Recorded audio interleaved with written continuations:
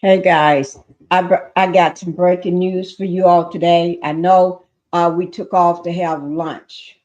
I had to take off so I can eat and everything, but I'm back. Um, I know it's a little longer than I said. I said I was going to take off for about 10 minutes, but I am back.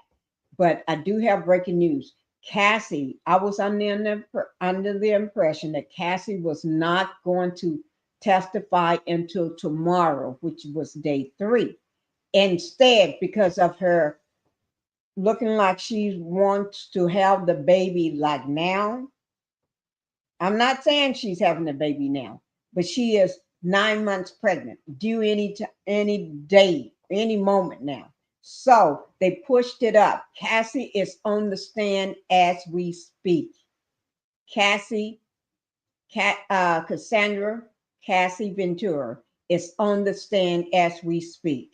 Okay, so I'm going to go ahead and bring you the latest on that. We're going to get all caught up on that and everything so we can know what's being said. So let me bring it up for you guys. Whew. Let me just bring it up right quick. Sorry about that. Ooh, that was, that's something when you got to understand already. And I did not expect this. I did not expect her to be on the stand today. If I did, I would have saved I would have had lunch brought to me.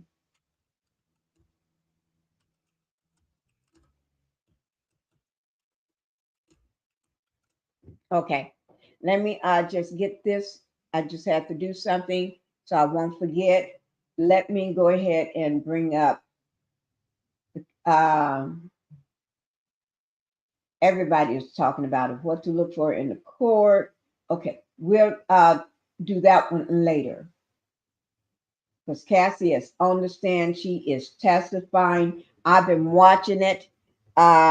So I'm going to go ahead and bring it up to you guys right now. You know, we cannot get into the courthouse. Now, just let me tell you that you're not going to get in right now. You know, I can't get in there because I'm not there. So, but that don't mean I can't bring you the latest and what's going on in the courthouse. Just give me 1 second. Just give me 1 second, guys. You know, I'm good for bringing you up to date of what's going on.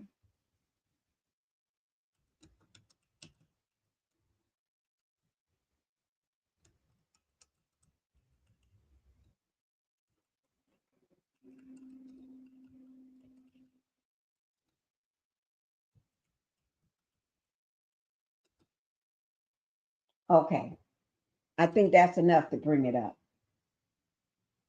Okay, let me see.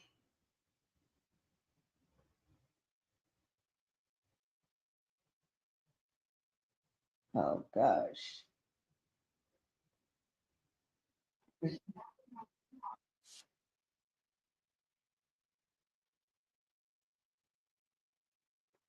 Let me see, is that the same one?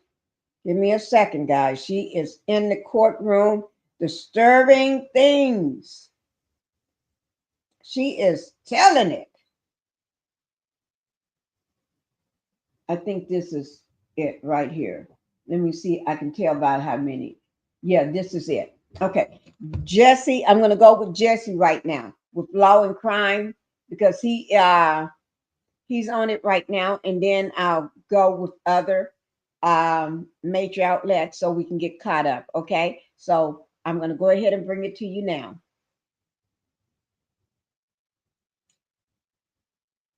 Jesse is on it.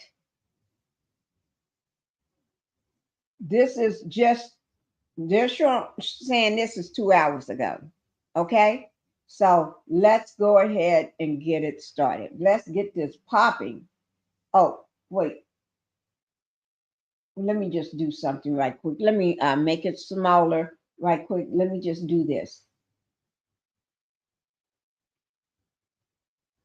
Okay.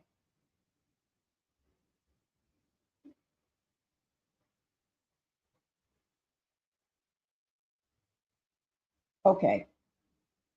Okay. Where is my? I have to keep track of everything that's going on.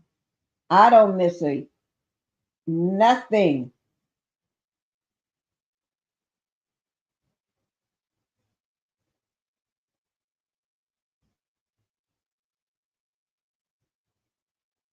Okay. Now let me just ooh ooh ooh ooh ooh ooh ooh ooh ooh ooh. Yeah, y'all know I don't miss a thing. Oh gosh. I guess I did. I spoke too soon. I spoke too soon. When is this? Okay. I spoke too soon. I'm just trying to pull up the new ones. Okay, here it is. I'm just trying to get it in here right quick.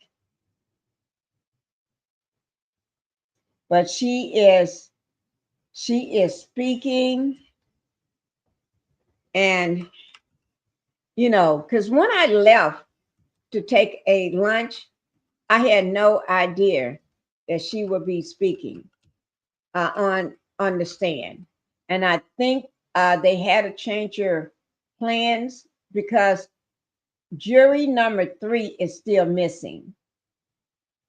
Okay, because she is still missing. Instead of just having Cassie wait, my understanding was they said that instead of having her just wait around to tomorrow, they're going to go ahead and move on with the trial. Okay, and I think that do make a lot of sense. Why wait? Okay, here we go, guys. Where is it? I just put it over here somewhere. Where is it? Oh, here it is. Okay. Wait, let me why on this thing? Okay, not that. But I'm gonna bring that up anyway. Closed caption, because I want everybody to see hear and see. If you can't hear, at least you can see it. I want everybody to see this. Okay, here we go, guys. Sorry about the wait. Sometimes the best things are when you wait for it. Okay, here we go. Cassie is on the stand right now. As I speak right now, Cassandra Ventura has taken the stand. Now, unfortunately, in this case, in a federal case, there are no cameras in the courtroom. There is no audio in the courtroom. But we are going to do our best to report to you in real time what is happening with her testimony and analyzing her testimony in real time. And we're going to also be taking your questions about this testimony, about the case in general as it progresses. So if you have a question, submit it on YouTube. We will answer it here on air. I'm not going to do it alone. I have with me here in studio Rich Schoenstein, trial attorney.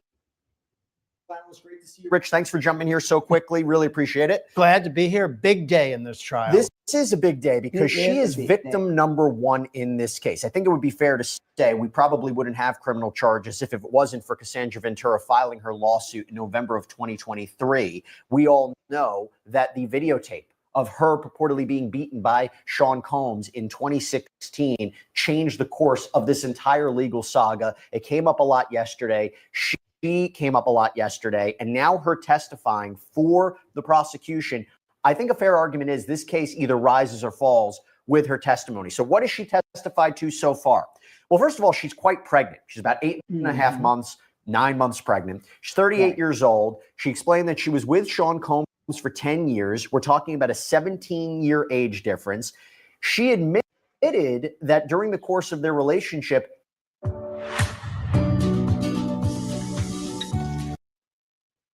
but right now I want to go live to Law&Crime's very own Elizabeth Milner, who is outside of the federal courthouse, was inside that court for when Cassandra Ventura was testifying. Elizabeth, it's great to see you. I know you have to jump back into court quite quickly. So let's first start off with Ventura. She takes the stand. How did she appear?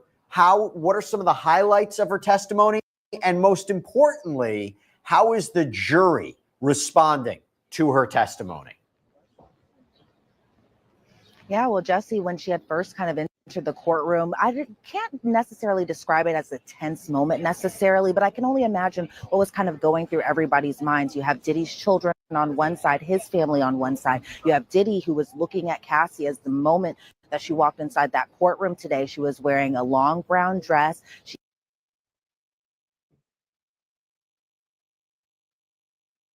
is very much so, appears to be in her third trimester of her pregnancy. And so she kind of walked very quietly and very slowly up to the witness stand, took the, swore the oath and that type of sort, and then sat down for the prosecution's questioning. And as far as who her support was inside that courtroom, that included her brother, what we presume to be her mother, as well as even her husband, Alex Fine. And he was kind of the topic of some of these arguments outside of the presence of the jury, mainly about just some testimony that they're expected to happen, especially later on today or even possibly tomorrow, because she is expected to be on the stand for a while. But as far as when she got onto the stand, she was very soft spoken when she was answering ASA Emily Johnson's question. She, we've been following this case from the beginning, from the moment that she had filed that federal lawsuit that was just very shocking, a very bombshell lawsuit that we all know was settled the following day. But as far as just kind of comparing the allegations to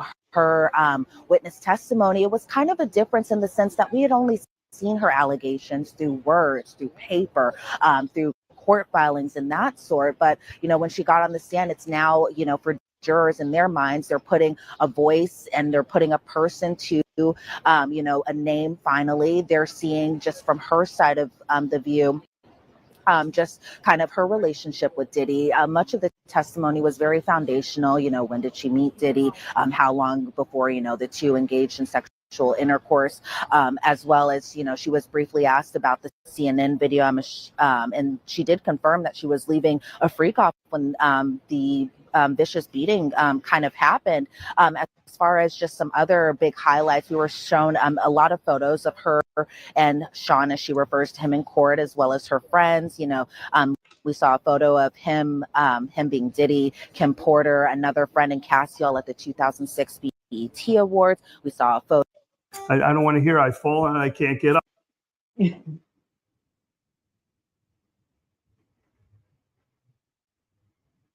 Photo of Diddy with Cassie and other friends, and another potential witness to this case, all sitting on a couch.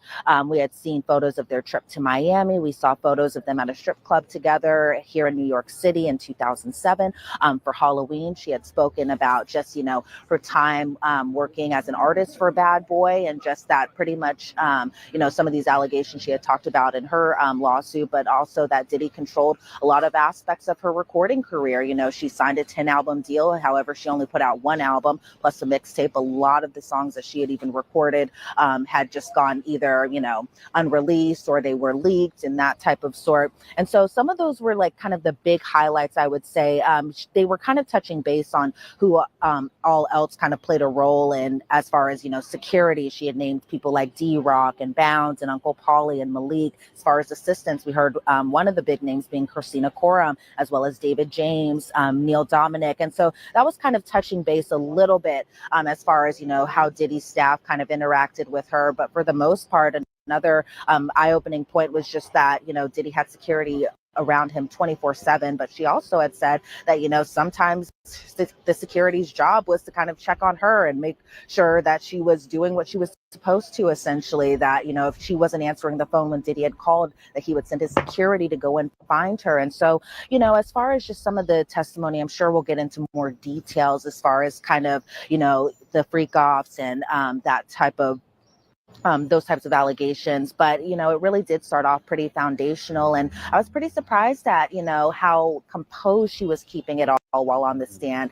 Again, she was very soft spoken, but she answered the questions directly. If there was something that she was confused about or wanted Emily Johnson to rephrase or just to ask again, she was open about that. There were very brief moments of laughter, but that was just because, it was nothing that had to do with any of those graphic allegations or anything like that. But it was just, pretty much she was asked, like, why didn't you release more albums? And she's like, is that a question for me? And then there was a little chuckle, but for the most part, it was very much a serious tone. A lot of eyes were on Cassie. A lot of eyes were also on Diddy's children when they were talking, for example, about Kim Porter and just how that relationship had ended while Cassie was starting her relationship with Diddy. And so we got to kind of see finally for a while now, because it's almost been 2 years since she had filed her lawsuit at this point, that we kind of got to see her explain her own view from her own mouth, as opposed to us seeing these allegations and like lawsuits and that type of sort. So I have 2 questions for you. One, how is the jury responding to her testimony and more of the graphic points of her testimony? But also, what was Diddy doing? What was Sean Combs doing? Was he looking at her? Was she looking at him at any points? So again, what was the jury's reaction and what was the reaction between Diddy and Cassie? Well, let me tell you, it was a very packed courtroom, so it was really hard to kind of see all the jurors in their faces. But from the little view that I got of just seeing these jurors, they were listening intently, like they have been even since yesterday, taking notes, kind of watching back and forth, both, the prosecution asked their questions and then going over and kind of looking at the witness, that being Cassie, while on the stand. Now, as far as Diddy goes, he was watching very intently. Like, let me tell you something. He is very much so participating in his defense. He is jotting notes down. He's passing these notes, because we do know when the cross-examination comes down, it's going to be Ana Maria Esteval who's going to be doing that line of questioning once the defense does get to the cross of Cassie's testimony. But as far as Diddy goes, he definitely kept his eyes on Cassie for the most duration while she was on the stand, which I can only imagine felt intimidating on her end. Possibly, I'm obviously not in her mind, so I don't know that 100% or anything like that. But as far as Cassie looking back in Diddy's direction, even when she had gotten off the stand, she didn't look at him once. She just walked immediately outside through the gallery, didn't look at him, didn't look at his children. There was no type of like soft smile, none of that. I think, even she might not have noticed her husband was right there in the courtroom too, but she kept laser focused, got out of the door. And then that's when everybody else kind of left the courtroom for lunch break. Pretty surreal, to say the least. Let me ask you this. At the beginning of the day, we kind of got a sense of what's going to happen next. Everybody's been talking about the freak-off tapes or these sex tapes and how they're going to be visible in the courtroom, whether or not the gallery is going to see these tapes. I imagine when she's going to have to talk about these tapes, she's going to have to view these tapes. What was the discussion earlier this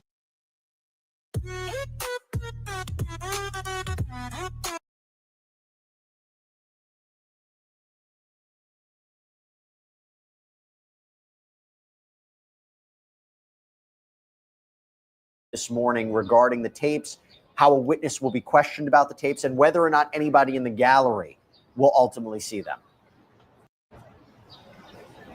Yeah, so there was a lot of concerns about these exhibits, mainly more so, I guess, from us on the press ends portion, just seeing that these photos were sexually explicit and very graphic in nature.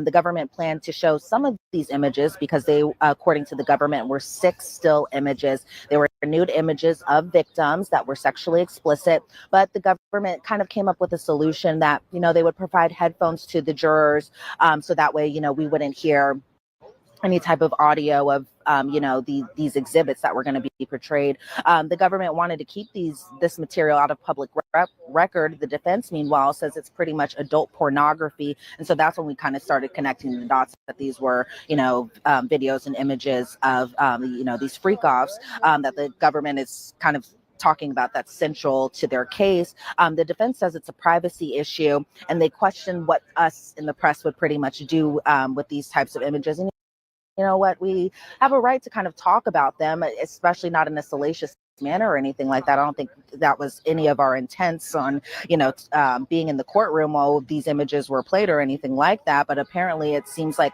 a point for the defense that, they were just wondering what the press would do about it, especially with so many eyes on this case. And so, they wanted to address this issue.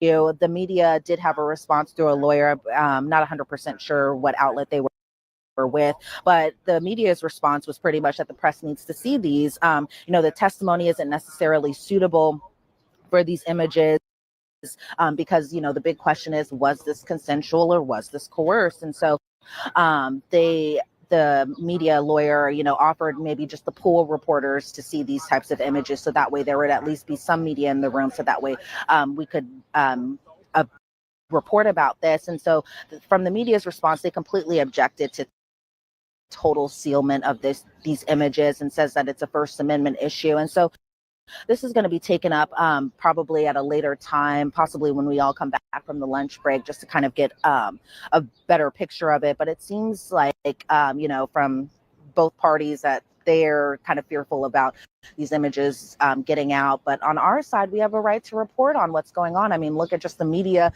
campouts just behind me. A lot of people have interest in this, not just for salacious headlines or anything like that, but because this is a very high profile and criminal case. And of course, we will respectfully report on it if we are able to see these.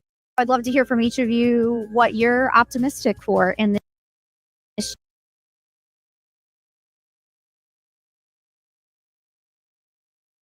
These images. Real quick, Elizabeth, I want to get you back in that courtroom. 30 seconds. If you could just explain what the scene is like today. Well, the scene is very much so a lot of high energy, a lot of anxious energy. And maybe I'm just saying my own personal feelings, because it was pretty tense this morning, as a lot of people were just trying to battle to get inside that courtroom, because everyone wanted to be in there when Cassie took the stand. Everyone wanted to see her raise her right hand, swear an oath, and to get inside that courtroom. So there was a little tense moments from people either cutting in lines or people trying to get ahead as well. But as far as, from the family's perspective, I had mentioned yesterday that the daughters had walked out during Daniel Phillips' testimony. That wasn't the case today. Everyone stayed in court, stayed in place. They were listening to all the testimony that was going on today. And so for the most part, it just seems like, okay, this is day 2.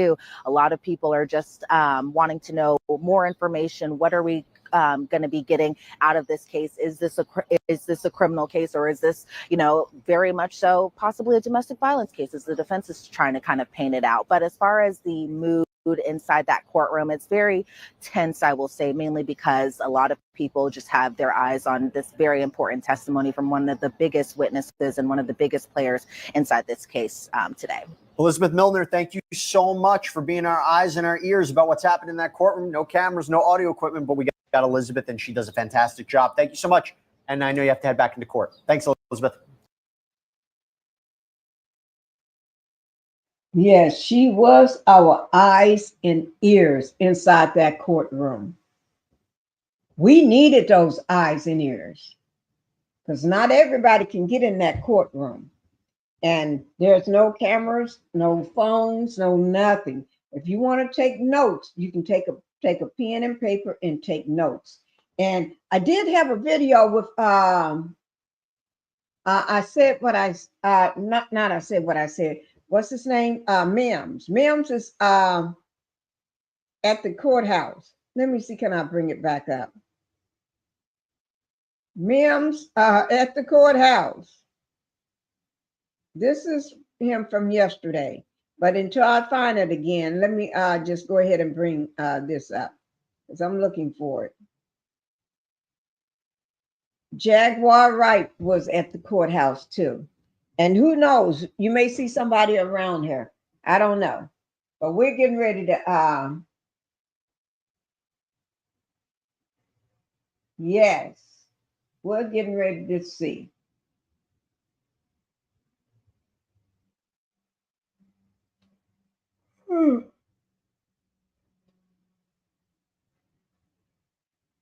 Okay. Let me see, is this Jaguar Wright anywhere? Let me take that down. I hope y'all, let me take it down. I hope you all was able to get a lot of information that otherwise we wouldn't be getting. Okay? Like I said, we wouldn't be getting until later on this evening. Thanks to Jesse and Law and Crime Network, we was able to get information on what was going on in the courthouse, in the courtroom, should I say. Let me bring this up right quick.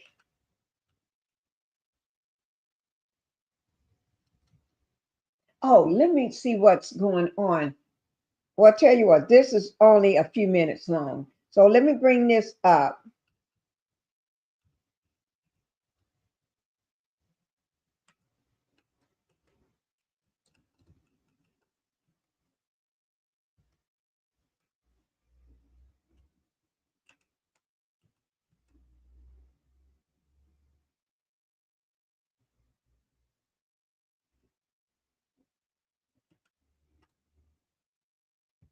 Okay. Okay, guys.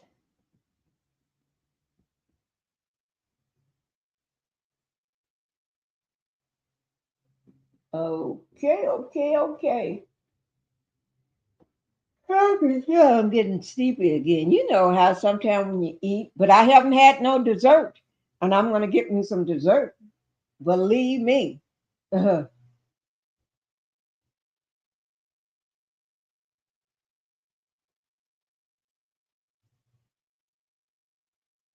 Okay, here it is.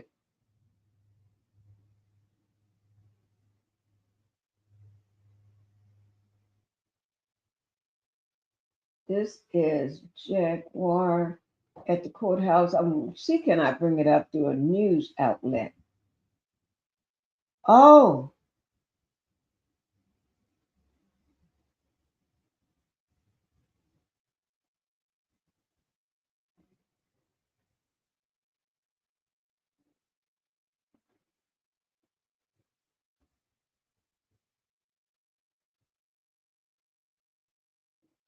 I'm sorry, guys. I got spellbound. I was into it. I was taken over by. Let me do this here.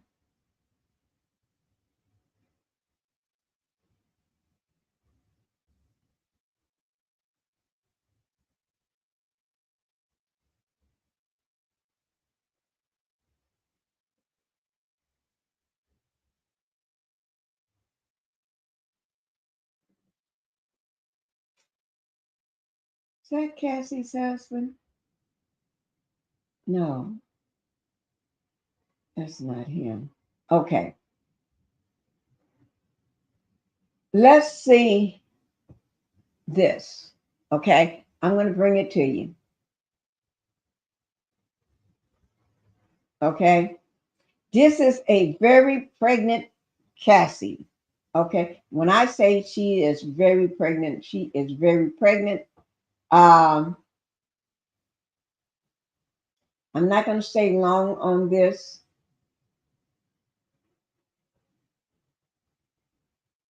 I'm not going to stay long on this, but I think we need to see it. Okay, I really do think so. This is Pam Esquire, the law intel. Okay. She star witness Cassie Ventura takes the stand in Sean Diddy's Combs trial. And this is, she's been reporting on this. Is it live again? I don't know. Okay. Here we go, guys. And you can see, yes, it's still live. You can see on the side right here. So this is still live. I'm going to get us caught up. I'm going to refresh it and get us caught up. She's live. It's often found in nightlife and club settings. These are the risks. Ketamine use, especially when misused or taken without medical supervision, carries significant risks, including respiratory depression, like slow breathing, increased heart rate and blood pressure, loss of coordination, nausea and vomiting, and potential for bladder and kidney damages. The psychological risks are hallucinations, confusions, disorientations, anxiety, paranoia, and risk of developing dependence or addiction. Overdose. Ketamine overdose can cause severe symptoms like slow breathing, unconsciousness, seizures, and even deaths. K-hole. High doses can lead to a state of profound detachment known as the K-hole, which can be a very unpleasant and frightening experience. Oh. All righty.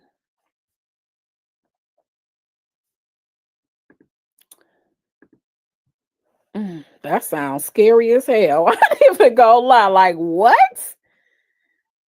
Going to a K-hole. Oh my God. This is crazy.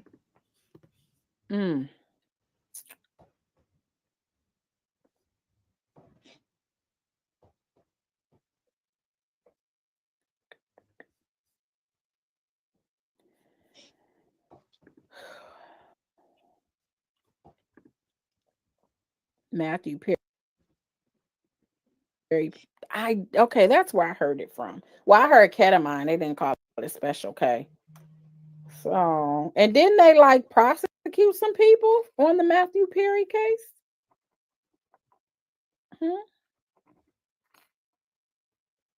He always looked like he was on drugs. He had a dead stare and his eyes were lifeless. I agree with that. Call me darling. I used to be like, you can tell a lot about people by their eyes, and he did seem like he just was not there.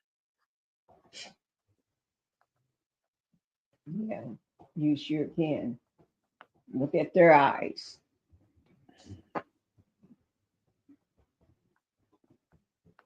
Look at their eyes.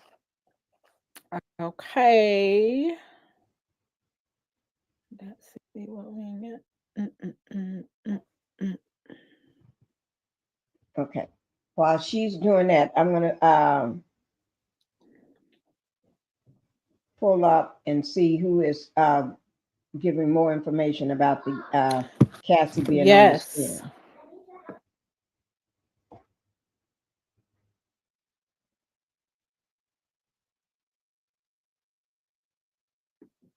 Hold on, we got another tweet. Hold on 1 second. Let me go check on my child. I'll be right back. While she go check on her child, I'm going to be checking.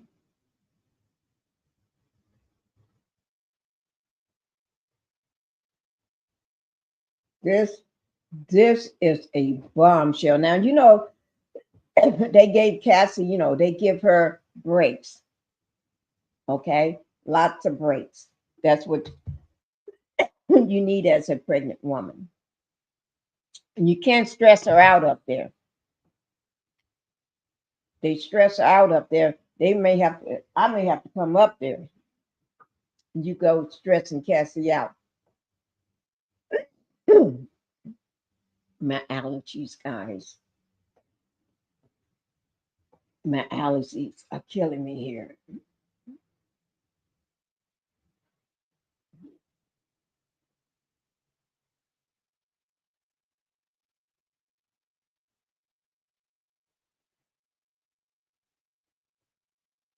All right, you all still here? All right. Thank you guys so much for your patience.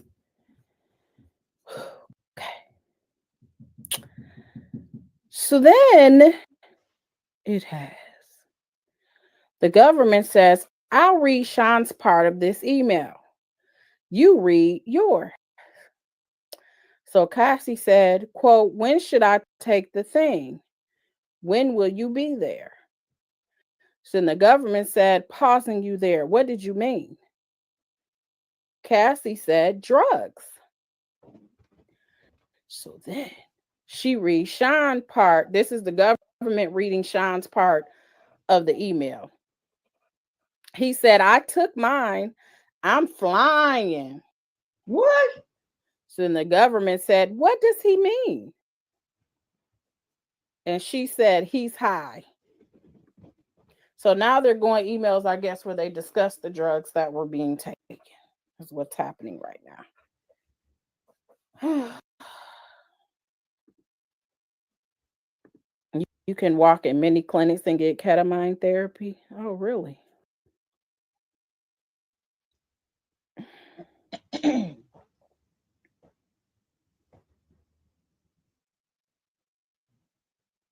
Sasha said, Lord have mercy, that poor girl. Just imagine the mental and physical detoxing she has had to do. So apparently there were times in which they both went to rehab. So I'm going to be interested to see, like, when they went to rehab, because she said for years they have freak-offs every week.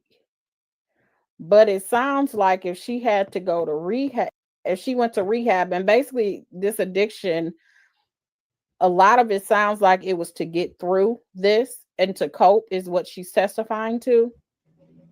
So if she goes to rehab and he goes to rehab, but this is what they need to do this, wouldn't the natural, I guess, deduction would be, we don't need to do this anymore because I'm not taking any drugs. And this is what I use to cope.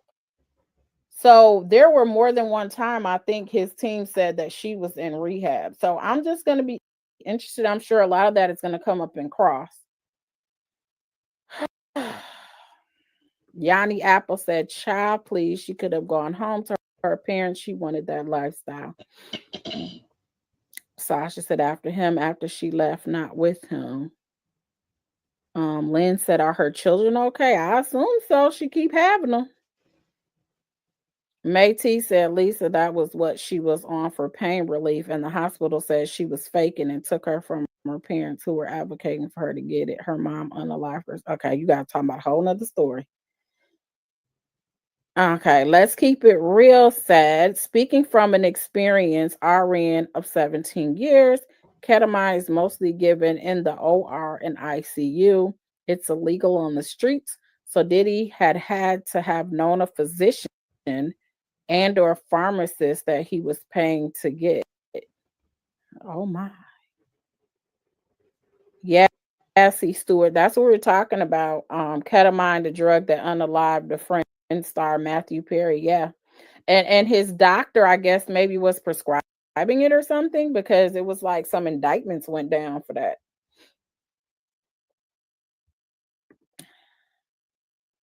You said he got a prescription for that. I'm gonna be light on our state president.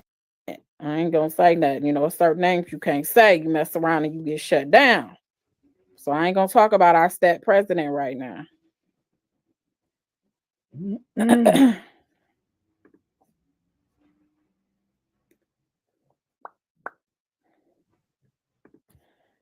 Damn paramedics use ketamine to Elijah McClain in Colorado.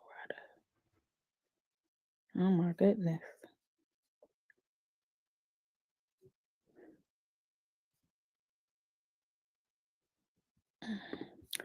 My sons, I may have missed it, but what does these freak-offs have to do with the criminal charges? Sounds like people are willing to pay participants. So what they're saying is that it's they're connecting it to trafficking. So what they're trying to do is say, even though she was a willing participant, in theory, she couldn't be a willing participant because, one, he was much older than her. Secondly, she was on drugs. In her mind, they should have known that she ain't like to be urinated on. At some point, she said she didn't want to do them anymore. Then she backpedaled and changed her mind, decided to participate again. Mainly, according to her testimony, she didn't want him to do it with anybody else. So she knew if she stopped in her mind, he was still going to do it with somebody else. So she was willing to go ahead and do that to make him happy. So they're trying to turn this into money being exchanged, crossing state lines. That's trafficking. trafficking under the Mann Act.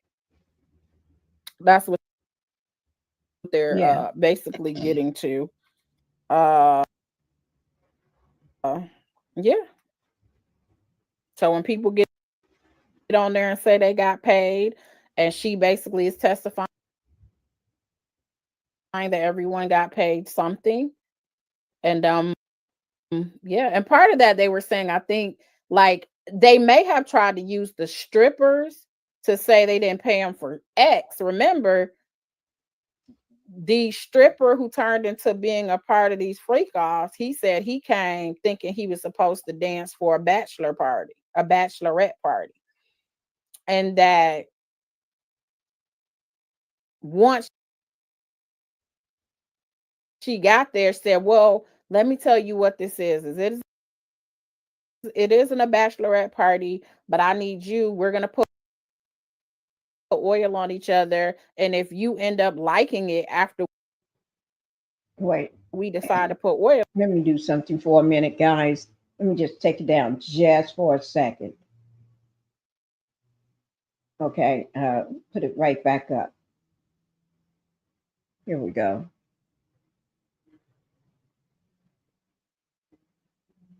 On each other, then we can do more. It's up to you. Really go as far as you go. So it sounds like the wording was in such of a way that you weren't really getting paid for the actual part of it. You were getting paid as your stripper or whatever, and then if you wanted to go further, you could. So it's very interesting how this stuff, or how he's trying to present this. Almost seems like a lot of the stuff was organized in a way so if it ever turned into a legal issue, he can raise these type of arguments and say, listen, we never paid him for sex. We never paid him, you know. So then the government said, why did you take more drugs? And Cassie said, to not be present with the experience. The government said, why? And Cassie said, because it was something I hated. So then the government said, how did you react to ecstasy and MDMA? And Cassie said, it could make me vomit. And then the government said, and what would he say? And she would say, to continue. Then the government said, did you want to continue to have intercourse when you wanted to vomit? She said no. So they're trying to show that even when she was sick and she didn't want to do this, he still forced her to do it. But she didn't want to do it anymore. Yep. But she was forced to do it. Now, I don't see her saying that she told him to stop, that she said she didn't want to do it. So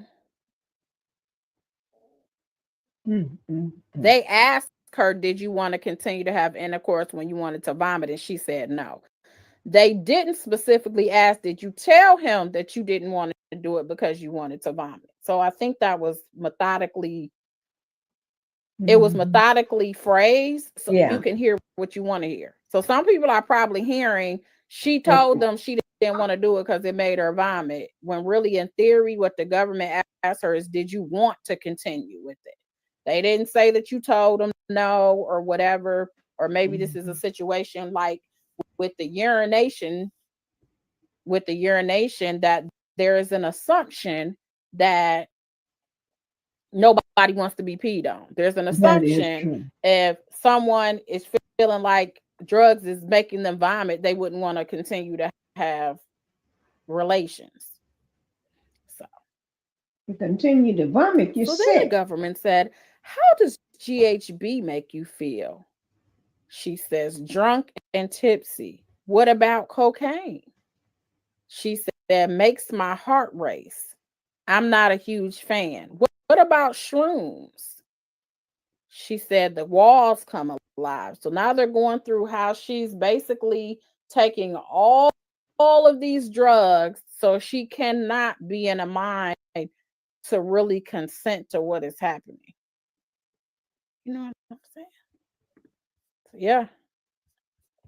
And Diddy is providing the drugs, I missed the allegedly. super chat. Urban Max said Diddy's sexual practices are outrageous, but were very common in the rave party scene of the early 2000s. Ecstasy and Special K were the drugs of choice. Thank you so much, Urban Max, for another super chat. And again, you have to, that's probably the same argument that Bill Cosby used, but it didn't really work for him. Bill Cosby, when they had the Quaaludes, remember he in a deposition acknowledged I took Quaaludes, they took Quaaludes, we put them in their drinks. This is what we did back then. So it was a comment. It was to the point where there were little clips people found of almost an admission of it happening because that was a part of their party scene, and he still ended up getting convicted, which was later overturned on different grounds or whatnot. But yeah, I get what you're saying. Thank you so much for the super chat. Now there is Yanni says so many of us have been lie. in the grips We're of going an to come abuser. back I to think her, the case is foolishness. but there is Jay something said else that's I want to crazy share. because she said she decided to stay to keep him. Sounds like she should be locked up too. What? I don't know. Hey, Ike. One of the best attorneys over there in New York. Good to see you, Ike. I gotta have you on to see what you think about the Diddy madness.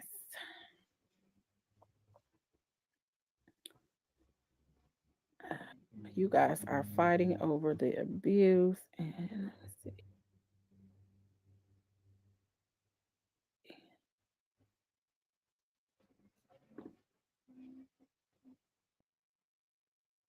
Yanni. I keep picking your name up. I appreciate your contribution to the chat. I'm trying to mix it up a little bit.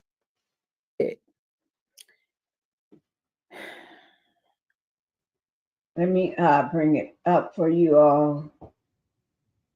You think Diddy taking a stand? I believe so, but we'll see, huh? We getting ready. You don't think she was properly prepped? That's from Lynn P. Okay, guys. Well, did you just call him Bill Cosby? Let me bring this up for you.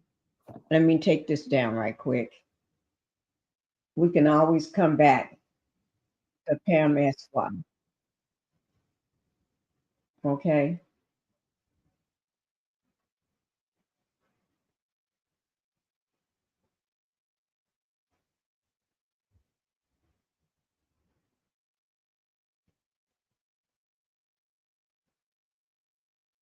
Mm-hmm.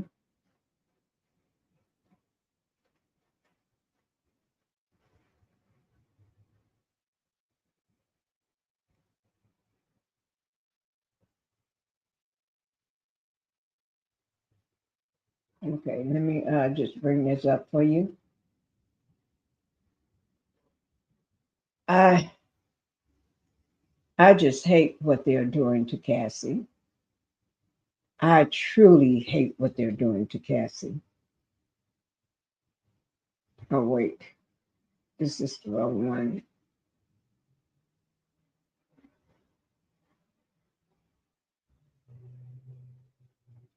Where is it?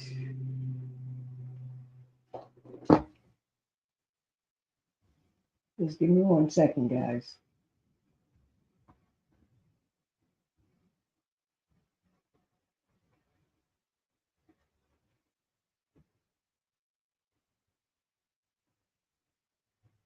I'm just trying to get, here it is, right here.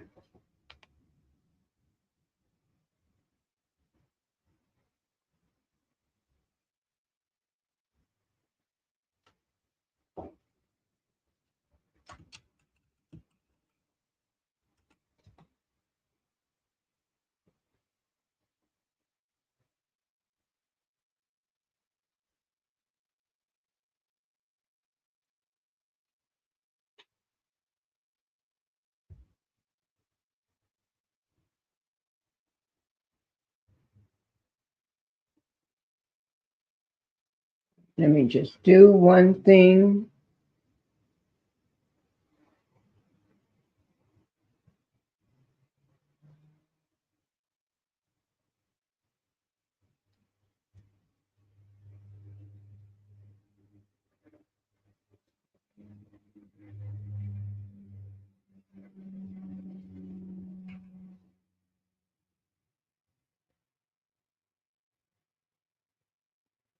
Okay.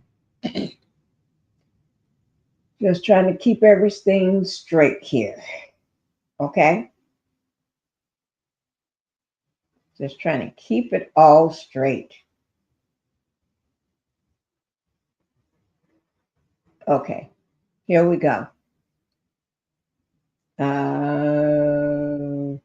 Right here. No. Okay, here we go. I'm going to bring this one up to you. It's live, and it says detailing Cassie's testimony in the Diddy trial. They said it's live, detailing Cassie's testimony in the Diddy trial. I just read to the way they got it. Okay, so here we are getting ready to go, guys. We're going to put this on up.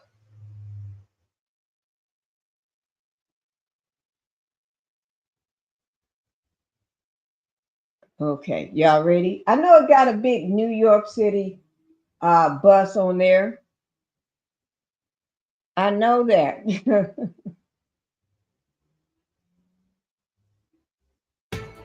New York City loses control of Rikers Island. A judge ordering outside officials to take over the troubled jail. And day 2 of testimony in the Sean Diddy Combs trial. Star witness Cassie Ventura taking the stand. A couple of big stories to get to, everyone. Afternoon.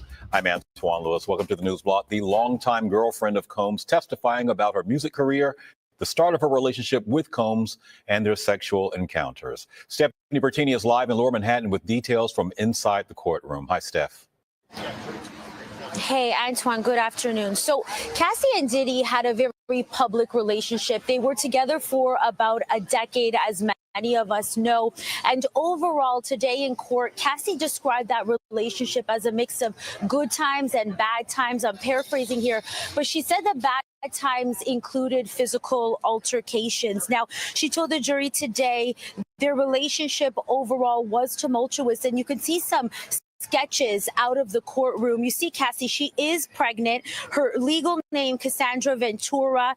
As she took the stand today, she detailed what she described as a controlling relationship. As she addressed the court, Cassie was taking deep breaths at times, and sometimes she was pausing as she would speak. The two met in 2005 when Cassie was 19 and Combs was 37. He signed her to his Bad Boy Records label, and she said in court initially it was a professional relationship. She says then it turned into more. When shown still images from the 2016 security camera footage of Combs beating her at a hotel, that video, if you remember, it went viral after it was released last year. Cassie said prior to the altercation, quote, "We were having an encounter called a freak off, and I was leaving there." When questioned about freak offs, which are central to this federal case, Cassie said she was barely 22 years old when Combs first asked her to do them. She said, quote, "Confused, nervous, but also loved him very much." She said these freak offs would entail hiring an escort and, quote, "setting up this experience so I could perform for Sean," Cassie said. And she also said freak offs became a job where there was no space to do anything else but to recover and just try to feel normal again. Cassie also said that during the relationship, while she is an artist, there wasn't a lot of time for her career. That's essentially what she said in court today. Now, Cassie overall said it was difficult to say no to Sean Diddy Combs. She sued him in Let me just say hi to Divine. Thank you for being here. And Terry, thank you for being here too. Thank you all for being here. I'm going to continue, okay? This is Cassie took the stand today. It's because witness victim number 3 supposed to have been taking the stand, but there's nobody can find her. She's incognito. She's not answering texts. It's been going on for days now. She's not answering, so nobody can find her. So because nobody can find witness victim number 3, they decide, because Cassie is due any day now. She's 9 months pregnant. I don't understand why they didn't put her on the trial on day 1, but since they didn't, and she didn't supposed to take the stand today, because I did my morning live with this, and I took a lunch break, and I'm back. So I stopped for lunch, and I came back. So, hi, Patricia. Thank you for being here. Okay. And so when I was taking my lunch break, I haven't had my dessert though, so I'm going to go get dessert while this is going on. But while I was taking my lunch break, that's when I heard Cassie is on the stand. I said, what? So, but that's okay, because I got it back up as soon as possible. We've been going through it already. So I'm going to let you all finish listening to this, her testimony, okay? And we'll talk after this, okay? We'll see what's going on outside the courtroom when I get back. You can see a few people over there by that white car, but we're going to see more, all right? I'm going to go ahead and let it start. Hi, Justice. I didn't see you coming in. Hi, Justice. I was just telling everybody I'm back from, I did this morning, the trial this morning. And after 2 hours of doing it this morning, I stopped to take a lunch break. So I stopped and did a break when they did a break. And while I was still on my break, I heard that they got Cassie on the stand. I said, what? So I'm back to see, and I've been I brought everybody up to speed on her testimony and stuff. So now we're seeing what other outlets are saying about it too. So while we're doing that, I'm going to be going to get my dessert. Go in here and get my dessert so I can eat, and so I can eat my dessert and finish catching up. I'll be back in just a minute. I'm just going right in there to get a dessert so I can come back and listen as well. But thank you for being here, Justice. Hi, Impetitious. Thank you. Happy Tuesday. I'll be right back, guys. Okay. Still be watching so you can get updated. You need to get updated on it, because Cassie, at 9 months pregnant, due any minute, took the stand. Okay. And with Cassie, they take breaks. I think they're doing 90-minute breaks or something like that with her every time, because she's pregnant. Okay, so let me go ahead and play it, and I'll be right back. I'll be listening from my phone while I go get me a snack, a snack, something for my dessert. 2023, alleging years of abuse, and while they settled right away, excuse me, it opened a window into what now is this very high-profile case, Antoine. As you know, Combs is maintaining his innocence. Back to you inside. All right, Stephanie, thank you so much. Breaking news at this hour, a federal judge has ordered an outside official to take control of Rikers Island. In a ruling just released, a remediation manager will be appointed to make decisions regarding the jail and to report directly to the federal judge. It further states that the manager would not be a city employee. This order comes nearly a decade after Rikers and all other city jails came under federal oversight after a class action lawsuit was settled. Switching gears for a moment and taking a live look outside, and it's just dreary. Audrey, what is going on?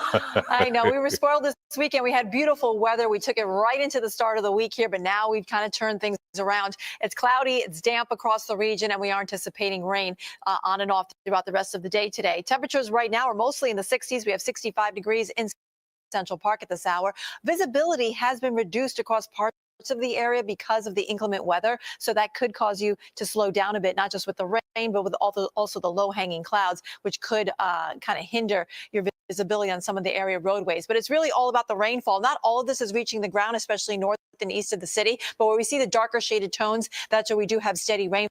And most of it has been occurring across most of New Jersey, actually, all the way from the northern end to the southern end here. There's a lot of moisture to work with. It's all yet to mush through the area. So we're still going to leave in the threat for on and off rain throughout the rest of the day and into tonight as well. There could be an isolated thunderstorm, too, especially south of the city. Temperatures will mostly be in the 60s as we go through the overnight. We'll be rising to above average readings, and I'll let you know when we'll finally dry out coming up. All right, Audrey, thank you. Police have arrested a 14-year-old boy accused of shooting and killing a 16-year-old girl. The NYPD says the girl was struck in the head by a stray bullet after a fight near a schoolyard. The victim is identified as Yvette Jeffrey. Her family says that she had hopes of joining the medical field, wanting to save lives. Her grandmother spoke with Fox 5 about her grief. No, I don't forgive you. I hold your family responsible because they shouldn't be watching you. Whoever handed it to you or you had it, I will never forgive you. I don't care. They could say I'm sorry a million times. I will never forgive any of you. Any of you. The family goes on to say that a vigil is being planned for later this week. This is a first for New York. A new battery swapping hub is opened in Hudson Square. Now, it's meant to be a safe place for delivery drivers to get fully charged lithium-ion batteries and to get rid of their old ones. The batteries have been blamed for many fires in the city. Organizers of the hub say that this is a common sense solution.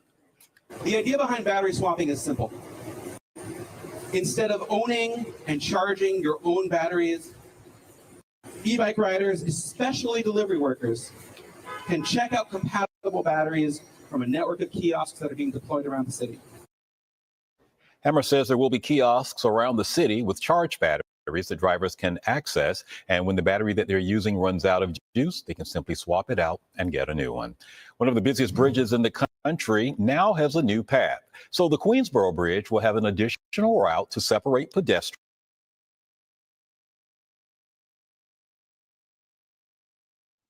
Guys, I don't know what they was talking about. A bridge pathway open Sunday. I don't know what that was about. Okay? Still don't know.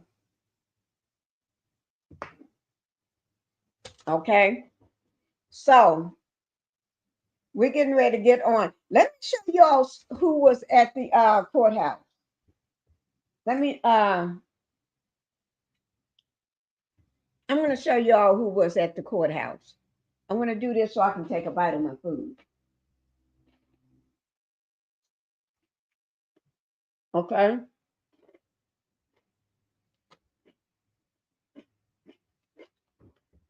I'm going to show you who was there.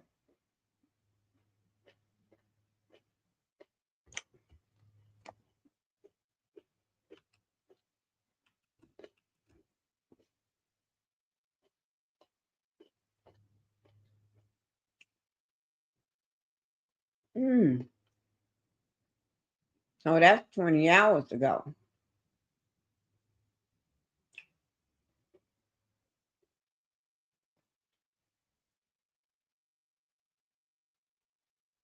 He's there now.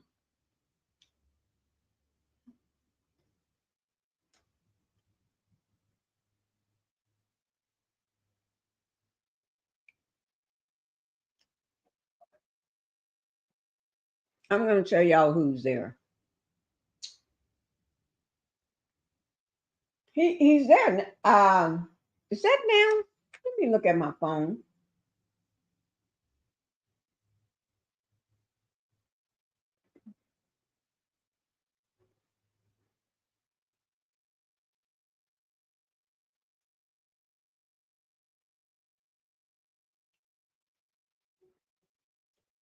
Let me just look at my phone. Let me fast forward.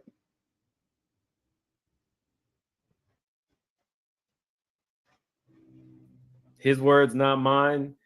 This is he got one. When I get into he was there yesterday. No, this is from yesterday. And his objections that were never justified.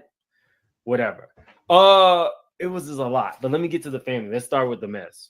So we have all like 8 or 9 of his attorneys. Then the row after that is assistants and I think like assistants to the prosecution. I think, but then we had him today. Quincy, King Combs, Justin, the mama, the twins, Chance. Behind them we had Sarah. Let me show him to you. Make it make sense. You see him right there, guys? Can y'all see him? Let me take this down so I can give you a bigger picture of him. Y'all see him? This is make it make sense. Okay, this is yesterday because he got on the same Versace shirt. He got on the same top. Y'all see that? Let me drop my link if anybody want to come up. And good thing, guys, I'm not having any of the foolishness with my computer today. With nothing been pausing, I've been having no problems with it. Oh, here he is.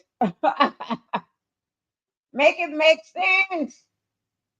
You get that news. You get that news, man. Look at him right at the courthouse. And he was in the overflow room. He was in the overflow room. Oh, who is this? Somebody with him. Y'all see that? I think he said he met a lot of people. I think he said he met Oh, Europe is here. I have my own Europeans. From London. From London. Anyway, we're gonna see. I'm not gonna be able to bring my phone inside the courtroom. So what I'll do is go live after we're done. It's a lot of press here. Like it's a lot of press.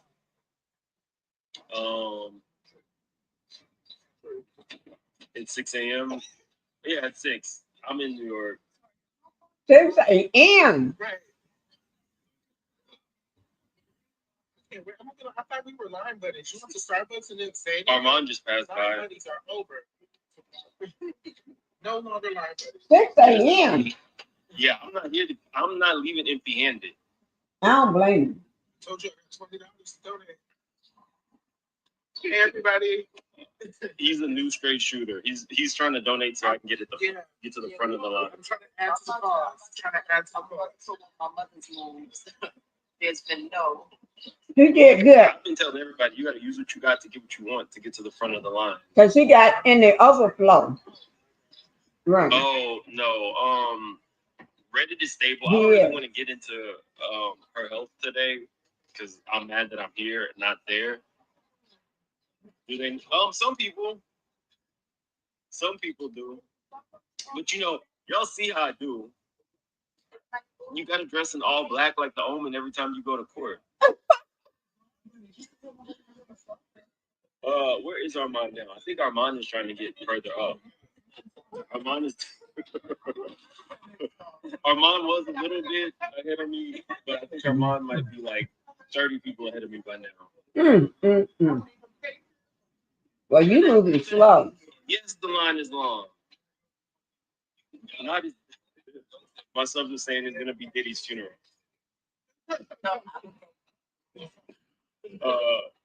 Don't believe that one for a second.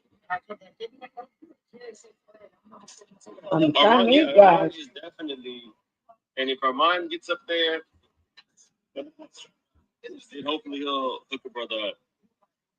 What's up, Danielle? I brought everything, y'all. I was told I needed to dress appropriate for court, at least for the first day, but I brought everything. I got shoes, Rice Krispie treats, everything I'm not supposed to bring inside the court. Rice Krispie treats. When do they open the gates? Probably not for like another hour. I have a poncho. I have a water suit for tomorrow. Oh. I mean, oh my God. I'm trying to eat as well. Now, Justice, if you want to come up, you're welcome to come up. Let me go ahead and see what else is going on right quick. And I'll come back to him in a little bit.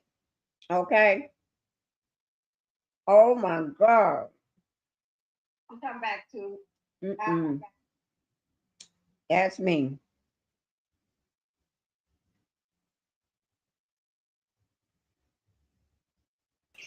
Hi, Miss Justice. Hi, Pinky. How you doing today? I'm doing good. I'm doing Great. good. Have you been keeping up too? Yeah. With today? Yeah. The CC that I connect with came out after. Well, they're gonna go back in a little while ago, and Cassie have to finish testifying. But the first Right. part, she said prosecution the government did a lousy job with the attorney that they let be up there talking to Cassie. She did a lousy job. She didn't hit like she's supposed to hit. And the his team did not want Cassie's husband in there.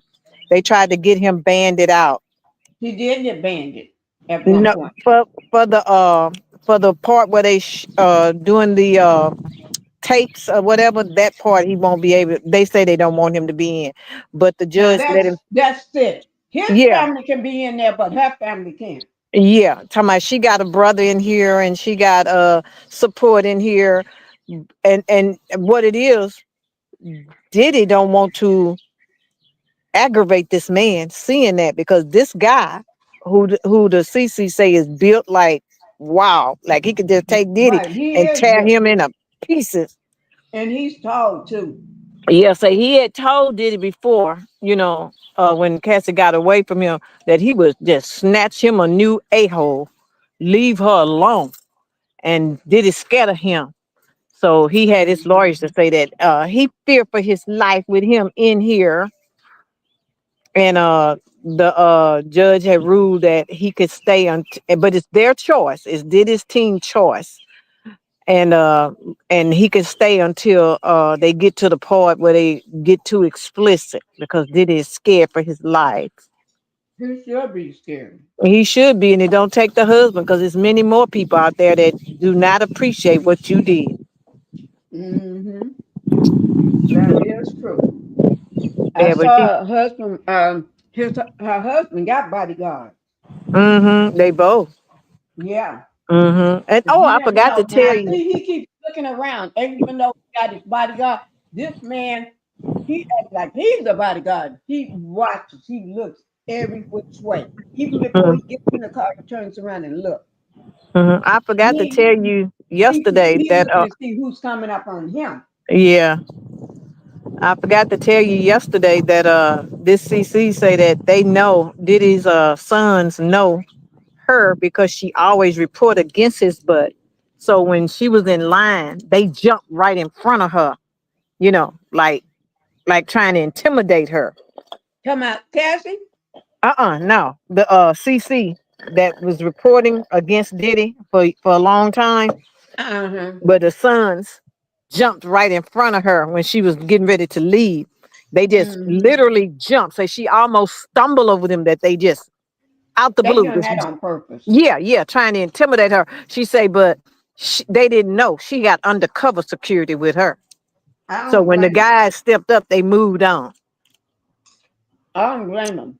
Because Mm-hmm. even Mims, make it make sense, he was mentioning something similar to that. Yeah. That he had to wear all black and keep a low profile, because people be watching. Everybody, people are watching them. They are being watched. Yeah. Hi, Everybody trying to Sharon. Oh, go ahead. I'm sorry. Hi, Sharon. Thank you for coming in. We're what's the name? Cassie is on the stand today. They put on the stand first of all because victim number 3 Witness number 3, they still can't find her after days and weeks of looking for her. And then Cassie is 9 months pregnant. She's due any time. So you can't keep holding her out. I would think she would have been number 1, but instead, and they didn't plan on making her number 2 today. They had no other choice. So I'm glad she's testifying now. So then she can go home and watch it, or go to a hotel and lay down and watch it, and watch that ninja be fried. Well, the CC said that she hoping that in the second half of the examination that they sit this woman down. This lawyer that's on the government side, sit her down and let the other lady, or if another man or somebody, do the examination with Kathy. Because this woman, she just slacking. I said to myself, Diddy might have got to her with some MONEY. Right.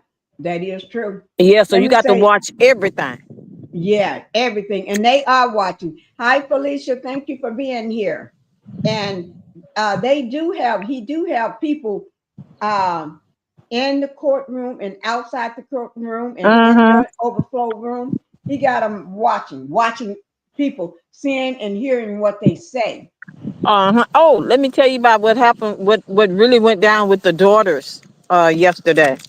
Okay. They, they showed how they supposed to have walked out, but she said, yeah, they walked out after they heard this, that, and the other. But as soon as it got to the part where he was beating her, now they listened to all the nasty, vulgar stuff. But as soon as it got to the part where they were saying how he beat her, then they want to get up like, oh, we can't stand to hear this, and they leave out. Then they come back in and they're telling more stuff about the urination and all this kind of stuff, and him directing everything that you do to her and she do to you and all this stuff. They sit there and listen to that. But then every time they get to a part, she said they did this about 3 times. Every time they get to a part that start explaining how brutal he is, how violent he is, the girls will get up. She said it's almost like it was part of a plan. Right. Because the boys still sit there through the whole thing and they all your children. So why would you have any of your children listening to any of this about the urine, the vulgar, the baby oil, all this? She said, but she remembered pictures of those girls on the yacht with them at the parties. So they have to have seen a lot more than they pretending like they so virgin ears and virgin eyes. Yeah. She said, but that was part of some kind of, that was some kind of plan for them to get up and walk out at certain times. They didn't walk out on everything. Like, oh, I don't want to hear nothing negative about my dad. No. They only walk out when they start talking about how brutal he is. But long as they talking about the sex. Realistic, you know how they do those rituals? Yeah. Ritualistic. You need to hear this part because you need to do this part. But they sit there and listen to all the nasty, vulgar, filthy stuff. I say, oh my goodness. Yeah. Well, we're getting ready. When they go back in the courtroom, we're getting ready to hear some more. And Misa, you met the bright son's mother. She showed up with a walker. Oh, so that's everybody, her. I was trying to figure out who was that in the walker. Yeah, that's the bright son's mama. Why is she there on the walker when just last week she wasn't on no walker? So what's done happened? That's what everybody's trying to figure out. What's going on? Is she faking? Faking for sympathy? Yeah. Somebody, he had somebody to do something to her. Make her come.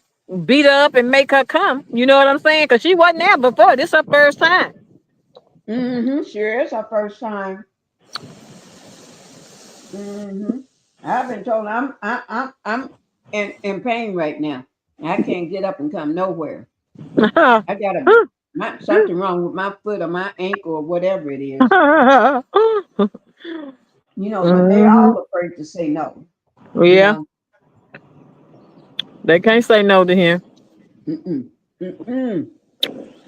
And Mama walking around looking like she's a madam. Yeah. And I just can't understand those girls having these girls. All three of them girls. It's something else. I forgot to tell you this yesterday. She said that when Diddy walked in the courtroom, at the beginning of the courtroom, when he walked in, she said he trying to do the Weinstein and the Bill Cosby acting old. Say he walked in like he couldn't hardly get 1 foot before the. Say he was in his character. He was acting a part. Say, but ever so often he messed up. He dropped his pencil and he jumped to get it. All of a sudden, you ain't old no more. Then he realized people looking at him. He go back to being old. When he pour the water, he trembling like an old man. Yeah. Say he trying to make the jury think, oh, he too old. He couldn't do all that. Oh, he did see that. She said, but nobody bought that lie. Nobody bought that. Only thing old is his hair, because his hair, that's his natural color of his hair anyway. Yeah. He don't have his hairstylist to keep his hair dyed and his beard dyed, so it's turning. Yeah. Oh my Lord. That's something else, I tell you. Right. And let me see what else we got going on here. Oh my Lord, this is getting too much. Let me pull up another one right quick. Let me see. Oh my God. You can go ahead and talk if you have anything else to say while I bring up. Oh, okay. She said that Al B. Sure is going to be one of the surprise witnesses. He's coming forth and he's telling stuff from back in the time when not only did Diddy, he believed Diddy is the cause of him, his organs stopped working and so forth. But how he beat, and I say, well, I hope the kids sitting there to hear that, how he beat their mother. That's when they need to be sitting there. They done heard it already and they act like they ain't heard it. I don't see how you can still be okay with a man. Yeah. That everybody know. And Everybody know. Mother, yeah. The mother this way. And broke her nose. Unalived her. Yes. I don't see how you can do that. Yeah. Say his lawyer say all of that is domestic violence and that is not trafficking. But oh yes, the government have weaved that in there, because when you brought in those workers, you brought them from other states, brought them from other places, islands and all this stuff. That's trafficking. It is. That is. Let me I'm trying to let me just pull it up this way. Oh my Lord, this is just sensational. I'm trying to do 2 hours each time so I can take a break, because you know, yesterday I had to get off. I was so, let me tell you, you didn't realize I was so sleepy yesterday. Oh my Lord. I could not take one more moment. And when I got off, I had to rest my, I had to take a sleep on that. But today I said I'm going to do 2 hours each. I'll do 2 hours and then take a break, eat and stuff, and then come back and do another 2 hours. Yeah, that's what I'm going to. And then I'll come back until the trial ended, because I was so upset with myself yesterday after the trial was over.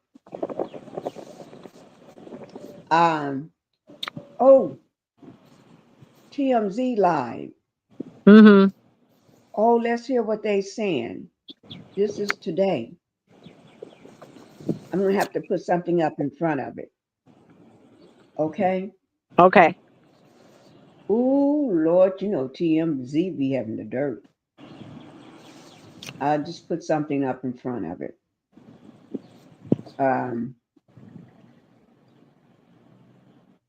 Let me see. Tony Carter. Thank you for being here, Miss Carter. Thank you so much.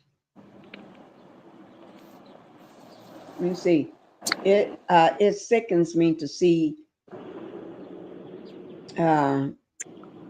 Al's son chose Diddy. Yeah, Al B. Sure's son. It sickens me too. But the strange thing is, he ain't really choose Diddy. Y'all better wake up. He chose the money. Right. He chose that money. That's all he Right. after. He don't care about. See, the boy loved his mama for a long time. It was just him and his mama. Right. He loved his mama, but the only way he can get back at Diddy, and I think he the one dropping some stuff. I think he the one doing some secret leaks too. But you got to survive when you ain't got no skills. You let this man knock you out of a Harvard education. Right. You let this man get you thrown out of a football team that you were able to excel in and so forth. And so now all you know is how to be a thug. So what do thugs do? They hustle. So he hustling Diddy. That's what I think. That he hustling him because he really loved his mother. It was just the two of them for a long time. Mm-hmm. It sure was. Mm-hmm. So I think I think he the one secretly dropping stuff. Mm-hmm. And he don't have no skills and don't know how to work a job.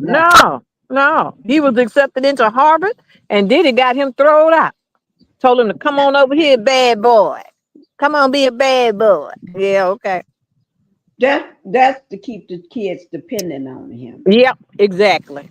That's keep his power. Mm-hmm. Right. Okay. So we're going to go ahead and see what TMZ said. Diddy tried the unspeakable things done to Cassie, and they got graphic. Yeah. Like that. And then, whoo, Lord. So we're getting ready to see it right now. But I'm going to put a screen up. So let me put something up, guys. Yeah. Miss Pinky, can I add one more thing? Yeah, go ahead. The CC said, think about this. What woman, 9 months pregnant, living a wonderful life now, have children, why would she come back to testify? She got $30 million out this fool. Why would she come back? She said, it's got to be something that happened that money can't erase. It's got to be something that happened that it does not satisfy her heart. He did something to this woman that nothing that has happened since she left him can erase it. So this is her coming back to make him pay for something that we don't know nothing about. And it made sense when she said that, you know. Right. I got 30 million, not 30,000, $30 million from you. I got a brand new, wonderful husband. I got 2 beautiful children. I got another baby on the way. I'm living large. Why would I risk bring all that tragedy back up? Except you got to pay for something you did that nobody don't know yet. I think it's not about money. It's what he did to her. Yes. And I'm wondering if maybe she might have came up with all that freak stuff. She might have came up pregnant for him. Ain't no telling what he did. You know, he beat the baby out of one of them women. Yeah. She say he beat a baby out of her. So who to say what he did to Cassie? But see, she sued him and got the 30 million. That's for all the pain and suffering. But I still want the world to know what he did to me. Yeah. And she didn't. And she just filed the suit, Miss Pinky. She just filed it. She just filed the suit. Remember, 24 hours. He settled that thing. Because he didn't want none of that stuff out until CNN dropped that videotape. Now I ask you this: why, or what was it? What was it that made him settle in 24 hours? Because we didn't see the tape. We didn't heard all this and that. What is it? What is it that made him settle? Whatever it is that made him settle is the same thing that's making her take that stand. Right. Because we only seen portion of that tape. Yeah. The whole thing. We didn't see all those other tapes. We didn't That's hear right. about all these male Mm-hmm. slaves and all this Yeah. stuff. We didn't hear about Jonathan Oddie. Yeah. And we didn't hear about the other one that was on the stand. Mm-hmm. Right before. So it's a lot of stuff. She Yeah. wants the world to know what Yeah. you did to me. And you're not going to get away with it and sweep it under the rug. Yeah. Because And they got a Christian. They got tell a. the world and on the stand, I'm going to do just that. They got a Christian CC up here on YouTube, and he quoted the word of God. He said, God said, there is nothing hid that shall not be revealed. He said, and I'm saying that to y'all because I want y'all to know that there's some stuff that's about to come out. He said, I've heard from inside sources. He said, I got connections inside that cover. He said, there's some stuff going to come out that will blow your mind. What you heard already, you think that blowed your mind. But it's some stuff you finna hear that's gonna blow your mind. I thought it blew my mind when I heard the man peeing in her mouth. Yeah, yeah, me too. I had to do a double take. Because if she didn't take it, she knew what was going to be happen to her. Yeah, and then he said he had her so drugged up that she almost drowned. She almost choked to death on it. Right. Oh, that's nasty. Oh, that's nasty. So drugged up, you don't even. Oh, Lord. That is nasty. This is filth. Filth. Filth. We haven't heard the last of it. We only heard 2 days of it. So yeah. far. Yeah. Just 2 days. And the day ain't even over. So we only heard a day and a half. That's right. It ain't 2 days yet until the court is over today. So we only heard a day and a half of this. Ooh, this is the most filthiest man. Ooh, Lord, let me go. Ooh, Lord, here we go. And y'all let me, Justice, let me know whether you can hear this when I put it up. Okay. Yes, ma'am. Lord, I'm doing something wrong. Statements, and there is now testimony. Yes, ma'am, I hear it. And the opening statements I hear it. predictably laid out the prosecution's case and Diddy's defense. But what the prosecutors started with a bang, with a statement that clearly they knew would get a lot of headlines, but more importantly, get the attention of the jury, talking about details, graphic details from the freak-offs. And we should warn the people watching this, this is going to get graphic. Right. As there's a reason that they last week kept saying that to all the prospective jurors, it will be graphic. What was said this morning by the prosecution said that Diddy hired escorts for these freak-offs, and that it wasn't just sex. There were other acts that were going on. The one they said that really got everyone's attention, they claimed that he hired escorts, on one occasion, hired an escort and forced him to urinate on Cassie. And that he forced not only the escort to do this, but Cassie is the way the government lays it out. So we talked about this in our morning meeting today. So let's just be real here. This is shades of R. Kelly. And that reason they brought that up first. I mean, I don't think there's any question that R. Kelly paints a picture that kind of resonated with everybody. And the prosecution came out of the gate with something that sounded similar. They want to show him, they want the jury to see him see Diddy parallel to R. Kelly, who everyone knows is going to be in prison for almost all the rest of his life. And so, so if you got him convicted, of course, and that's you want it right, and that's effective. Yeah. They also, and I think this is going to become a really important part of this case on both sides. The prosecution painted Diddy as a violent, jealous man who could not handle any attention heaped on Cassie by any other man. Right. And that was part of their argument around the videotape, which obviously they mentioned as well.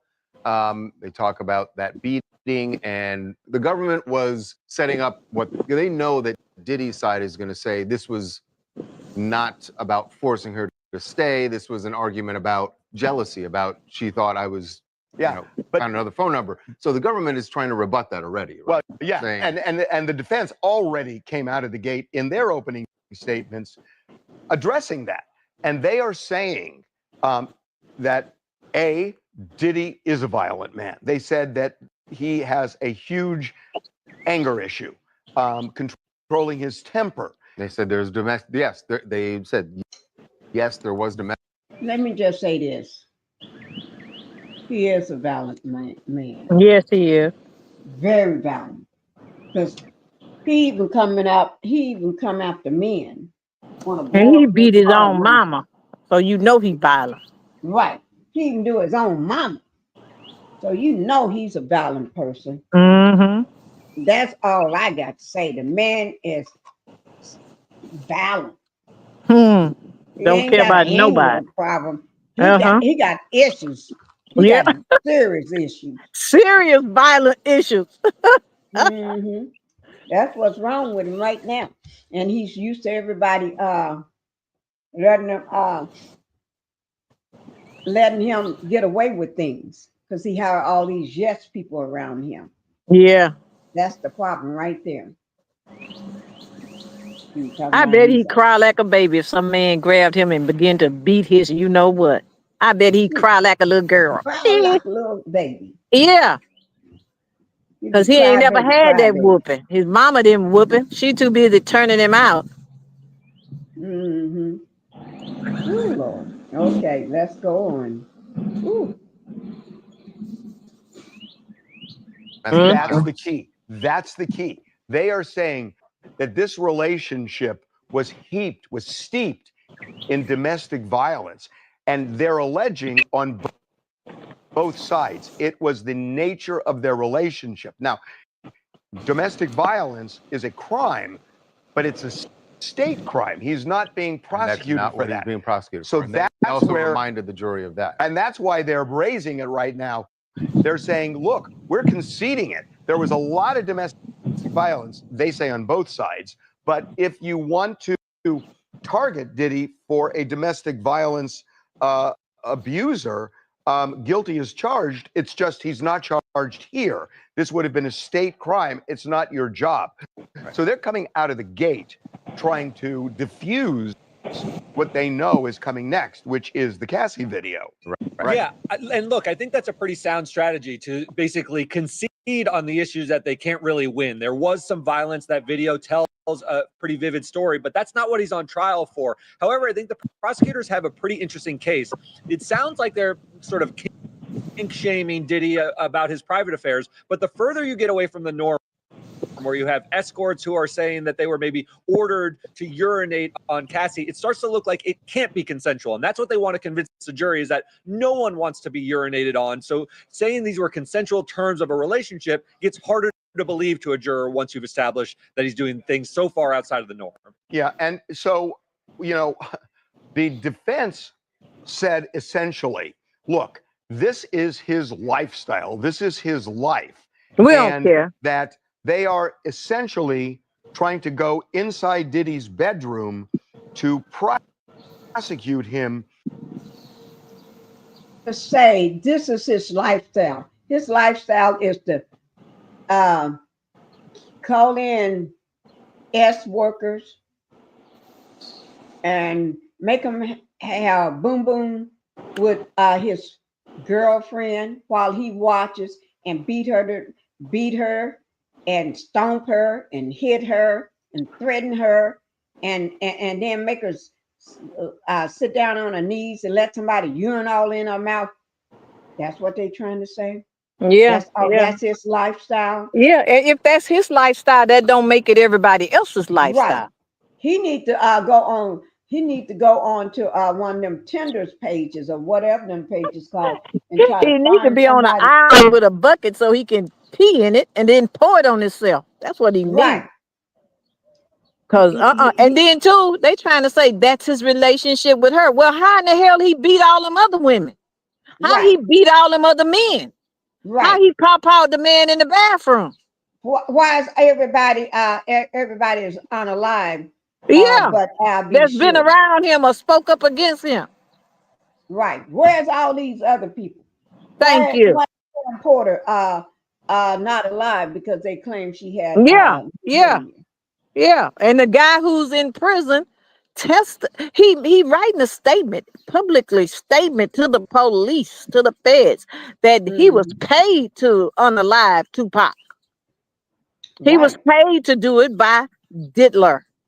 Right. So and then don't forget the man that spent time a decade in prison. Yeah. For the pow of a woman in the face that he didn't have nothing to do with. He didn't even have the Jennifer Lopez. That's that right. was him and Jennifer Lopez. So this Jennifer ain't about gave him his the pow. Yeah, this is not about his relationship with Cassie. This is about who he is. Right. And that's who he is, an evil demon. So that means everybody he come into contact with, everybody who he get in a relationship, this is what he do. Yeah, and they get in a relationship with him saying, beat me, please beat me up, treat me like dirt, stomp me. Right. No, Tell that to somebody that's boo-boo in the head. Thank you. And ain't nobody gonna buy that. Ain't nobody gonna buy that. No. It must be the lifestyle of his mammy. He beat her. Elsewhere. It's stunning to me that this parallels exactly what one of the lead lawyers, Mark Agnifilo, told us in our documentary, The Downfall of Diddy. I believe it was the second installment. This is what Agnifilo said, and they presented essentially this to the jury. Let's switch our focus to the government. In my opinion, I'm just going to say it the way it is. No friend historically of the successful black man. Okay, none. And they start making this case, in my opinion, as a takedown of a successful black man. Here's a man who has made some of the most important businesses owned by a black man. Run, owned, created, founded. The vision was that of a black man. What have we done? We have reduced him, not everyone, but a large amount of our society to. Why does he keep saying a black man? Yeah, because they trying to play the race card. Right, a black man. Every few words, a black man, a black man. Okay. She said they trying every trick in the book. A black man can do all this stuff too. Yeah, he did it. It's on tape. It's on tape. Sure it is. Wait, hold on. Go ahead. Let me play this and see who this is behind me at my door. Go ahead. Wait, let me go ahead and play this. Being a monster. That should make us shake in our boots. So and that's essentially what Tony Garagos said during opening, that this is that she said that the government has no business in his bedroom. They have no business judging him or trying to charge him with crimes based on how he lives his life consensually in his bedroom. So there are three main charges here. There's racketeering. The difficulty prosecutors have in this case is racketeering is usually an organization. This one, they're focusing on an individual. The only person charged with racketeering is Diddy. Right. And they're saying essentially he ran a crime organization centered around all of this. The second thing they're arguing is this interstate transportation, which is what we call the Mann Act, which requires force or coercion or duress. And that's going to be a huge point that the defense is going to raise, namely that did these alleged victims who were ex-girlfriends, most of them, did they do this consensually or were they pressured to do it? Well, the prosecutors did talk about that, not so much with Cassie, but with another ex-girlfriend who they're referring to as Jane Doe. And they said that she is going to testify that she was, having sex with these escorts, but she always wanted them to wear condoms, and Diddy forbade that. So they are not going to wear condoms. And she says that she admits taking drugs, and she's going to testify to that. but that she is going to say that she only took them to get through it because this was not something she really wanted to do, and that Diddy was. There's the coercion that the government needs to show the jury. So. But the third one is this interstate transportation of a sex worker, which doesn't require fraud, duress, or coercion. That's the one, in a way, they kind of got him on. Yeah, because he's admitting that. Well, he's admitting. No. But you know what the issue is? The issue is, are these sex workers? Right. And that's going to be a big part of this, because if they are sex workers and the jury believes it, and they did cross state lines, he's going to have a tough time with that third charge. But the argument they're going to make is these people, they were men, were not sex workers. That. Can you tell a man he's not a S worker? Ben got up on the jury and said he was an S worker. You know what he do for a living? That's his job. But if he wasn't a worker, why did you pay him? Right. Why you give him $5,000 and then told her to tip him? Tip him. Right. And then if he lives in another state, but he comes only for your parties. And get paid for it. Right. He's a sex worker. He drops his drawers and stuff and do what you tell him. Who the jury to say he's not one? To not believe that he's one. If the man say he's an ass worker, he's an ass worker. He's an ass worker. If the man say I'm a doctor, okay, you're a doctor. If you got license, you're a doctor. Right. If you say you want out, I just take your word until, but I won't let you experiment on me. I don't know you. But see, they have to make it look like they really earning those millions of dollars he's spending every week.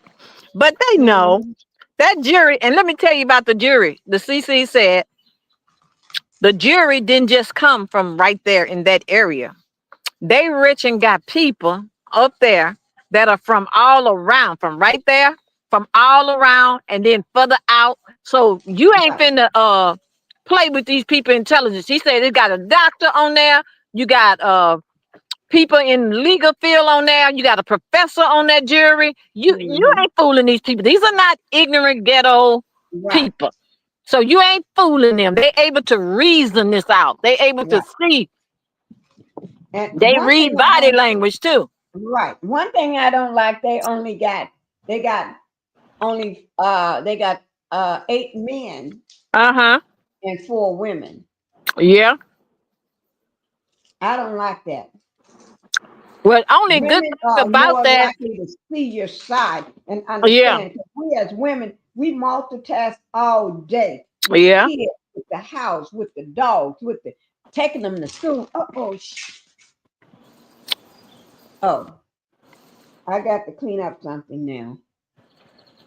I dropped everything all over the floor and all over me. Okay, I'm gonna play this while I clean this up. Okay. Okay. It's my candy. I tell you, I eat candy all day. I eat peppermints all day, Pinky. Okay. We're one and the same. Okay.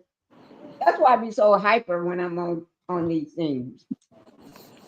Okay, let me go ahead and play this while I clean this up. Okay. That's gonna again. This is gonna get then the definition of what makes and what makes somebody a sex and worker. Is that are one of those sex workers, one of the escorts, going to be testifying for the government, saying yes, I was a sex worker? If they have that, our information is that we know of at least one person who has been subpoenaed, who they say is a sex worker. This guy says he wasn't a sex worker, although concedes that he was in that room having freak-offs with Cassie, as Diddy watched. So that, there are 3 very different charges here, and they're all going to be kind of intermingled in terms of the testimony. But ultimately, the jury is going to be told, look at this, here are the elements, look at this, here are the elements, and look at this, here the element. By the way, just a couple quick things, a little bookkeeping. The jury that was finally seated this morning, 8 men, 4 women. Reportedly, the 8 men are split evenly, 4 men of color and 4 white men, and the women are all women of color. So interesting. We'll see what that does. And Diddy's, we should also say Diddy's family, his kids were all there. I don't know if they're going to be there about the jury selection. Yeah. All women of color. I heard that. I'm glad. I'm glad, because we women, baby, we thinking about our daughters. We thinking about our granddaughters. And we know black men. We know no good black men. We can look at you and tell your mammy didn't raise you, boy. Get out of here. Right. We sure do. We know in a heartbeat. I'm telling you, we can look at a young man who call himself gonna date our daughter or our granddaughter. We can look at him and say, no. So they got that intuition. 19-year-old daughter and say, that man is too old for you. That man is old enough to be your daddy or your That's granddaddy. right. He gonna be trying to control you. Right. And then I like the 4 black and 4 white, 4 men of color and 4 clear men. I like that too, because and I tell you, I like more of the clear men because they are very. And remember, everybody on there done heard something about this case. It's so international. They done heard something about it, and it was a lot of clear girls. Hi, I'm Baroni, and Diddy adopted me. They didn't like that. They didn't like that. That's one of our little clear angels you putting your big black lips on. They don't like that. We don't like that. And they need to bring her up. I heard that she was going to tell that she should be in that. Yeah. But I guess it's not now. But Yeah, I don't know what the deal is. But you know, the state, they got secrets, you know? States got secrets. They'll surprise witness on you in a minute.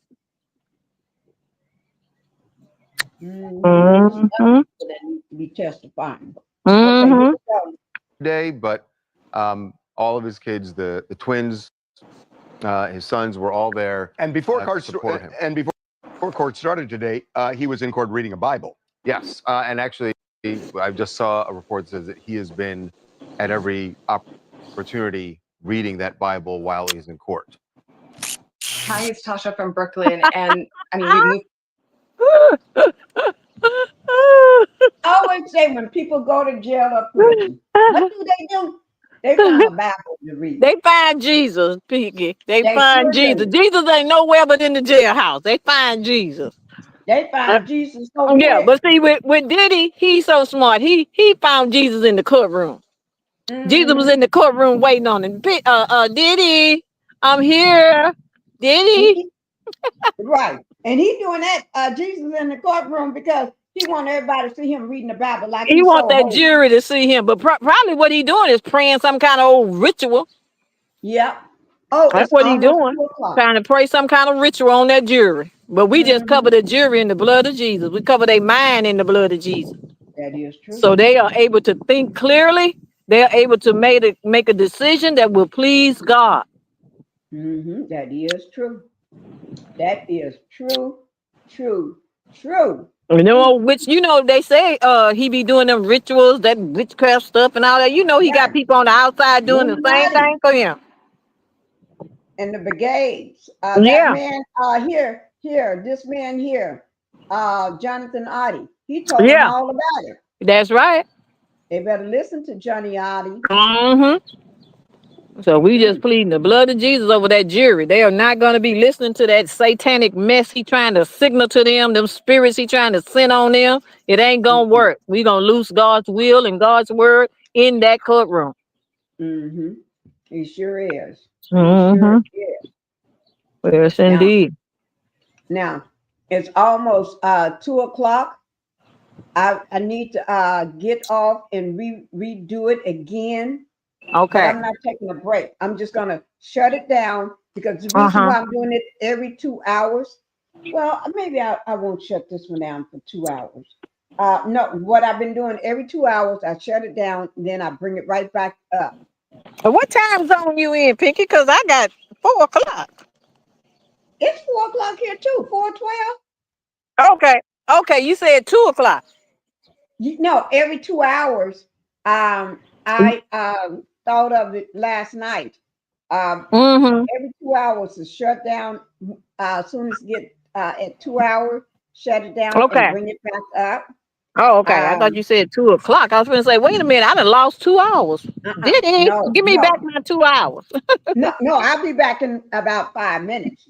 I'm gonna shut it down so I can record this, have this one record, and bring it right back up. Let me see how many people are sitting in here so they can understand what I'm getting ready to do. 87. Come back as soon as I'm going to drop another link. I'm going to shut this one out and drop another link in about 5 minutes. Okay.